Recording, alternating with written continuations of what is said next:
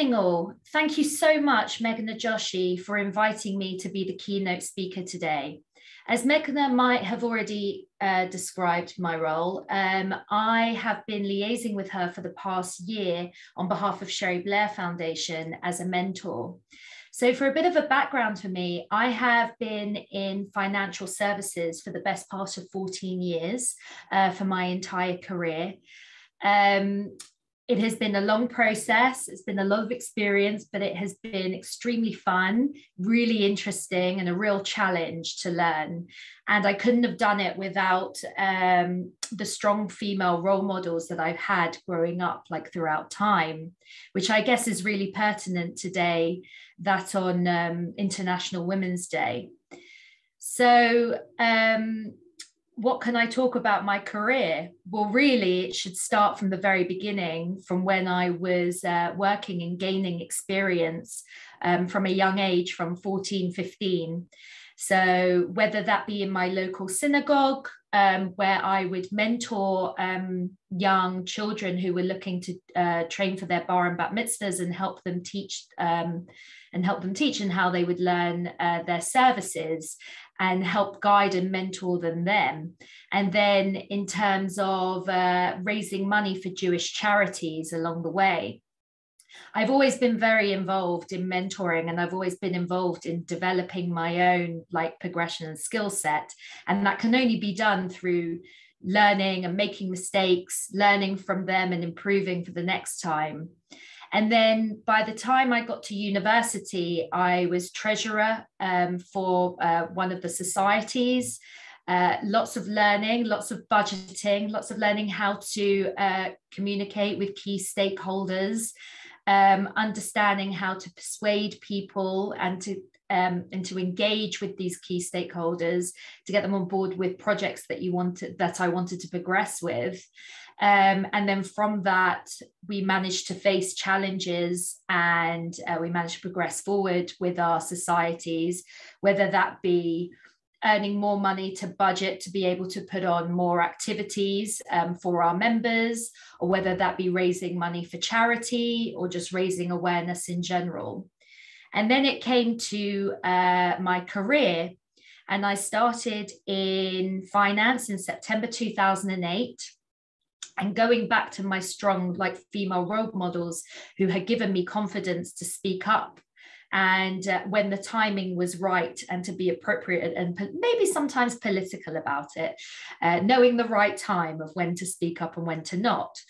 I started in September 2008. It was the week that Lehman Brothers crashed, and the Royal Bank of Scotland, who I just started for, was close to nationalisation. This was understandably a very stressful time, and having been 2 weeks into a job at the age of 22, I had no idea whether I'd be fired, whether I'd be kept, what might happen. However, from all the skills and competencies that I learned of how to analyse, work under pressure, work long hours, understand that sometimes when people need your help, sometimes you need to put in the extra mile. That really helped me progress in my career. And 2 years on, I went on from working at Royal Bank of Scotland to an international hedge fund called Bluecrest. And the same thing applied there. I spent the first year showing the company what I could do and what skills I could bring to the company without any expectations of my own career development, to really show that I'm part of the team, I'm a team player, and to show what skills I could provide the company, what value add I could really bring. And then in doing so, I was promoted into trading within a year. And from there, I built up the trading desk. And so therefore, we provided trading capacity for not only 10 portfolio managers or investors for when I first started, but we expanded that through to 60 people. Now I moved on and worked for another international global hedge fund where I'm looking to achieve the same goal. what I would say is that I never would have got from where I'd had without the advice of my mentors, and which is why it's incredibly important for me to help others achieve their own goals. And I really want to be able to give back to the community and future generations. In terms of really breaking the bias and the gender bias, one of the key things I strongly believe is to not necessarily act like you're any different to others. Equality is the most important factor, which I think has been key to my success. I think I have earned my responsibilities and I have worked hard through proving my worth from work and not letting gender bias get in the way.